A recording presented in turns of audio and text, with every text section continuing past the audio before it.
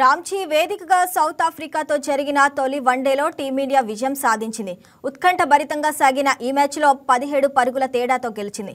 తొలుత బ్యాటింగ్ భారత్ 50 ఓవర్లలో 8 వికెట్లు నష్టానికి 349 పరుగులు చేసింది. విరాట్ కోహ్లీ సూపర్ సెంచరీతో చెలరేగాడు.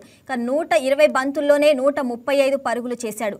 ఏకంగా 7 సిక్సర్లు 11 ఫోర్లు బాదాడు. ఇక హిట్ మ్యాన్ రోహిత్ శర్మ 57 పరుగులు, కేఎల్ రాహుల్ 60, జడేజా 32 రన్స్తో మెరిశారు. ఇక ప్రొటీస్ బౌలర్లో యుఎన్ బర్గర్, బోష్ తలా 2 వికెట్లు తీశారు.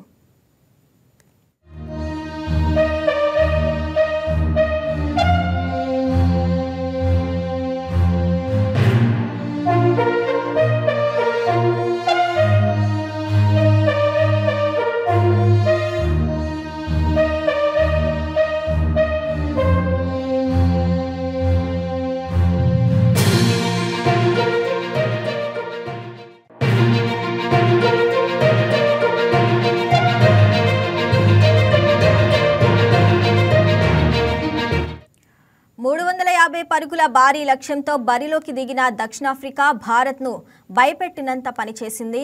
కొండంత లక్ష్యం ఉన్న సౌత్ ఆఫ్రికా బ్యాటర్లు బెదర్లేదు. ఇక చివరి వరకు పోరాట పటిమ చూపించారు. 11 పరుగులకే 3 వికెట్లు కోల్పోయి పీకల్లోతు కష్టాల్లో పడింది. అయినా ఆ జట్టు వెనక్కి తగ్గలేదు. ఇక చివరి వరకు పోరాడాడు.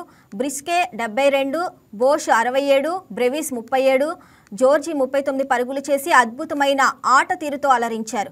వరుస భాగస్వాములు నెలకొల్పుతూ భారత బౌలర్లకు చెమటలు పట్టించారు. ఇక ముఖ్యంగా ఆల్రౌండర్ మార్కో యాన్సెస్ బౌండరీల మోత మోగించాడు. 39 బంతుల్లోనే 70 పరుగులతో దుమ్మురేపాడు.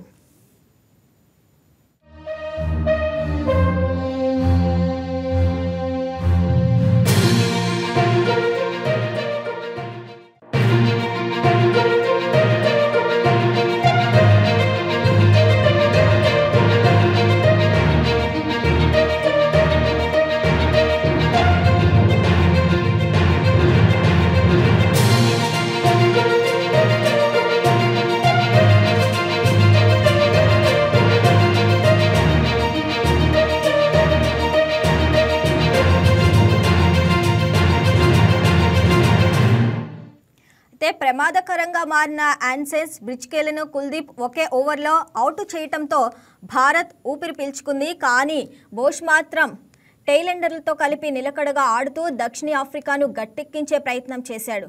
ప్రసీద్ ఓవర్లు భారీ షాట్ కొట్టబోయి బోష్ అవుట్ కావడంతో గెలుపు భారత్ సొంతమైంది. సఫారీ జట్టు అద్భుత పోరాటం ఆటను రసవత్రంగా మార్చింది. ఎంతో ఒత్తిడి ఎదుర్కొన్న టీమిండియా ఉత్కంఠను అధిగమిస్తూ అతి కష్టం మీద గెలిచింది. భారత్ బౌలర్లో కుల్దీప్ యాదవ్ 4, హర్షిత్ రాణా 3, హర్షదీప్ సింగ్ 2 వికెట్లతో రాణించారు. ఇక సూపర్ సెంచరీతో అదరగొట్టిన కోహ్లీకి player of the match award లభించింది. రెండో వన్డే బుధవారం జరగనుంది.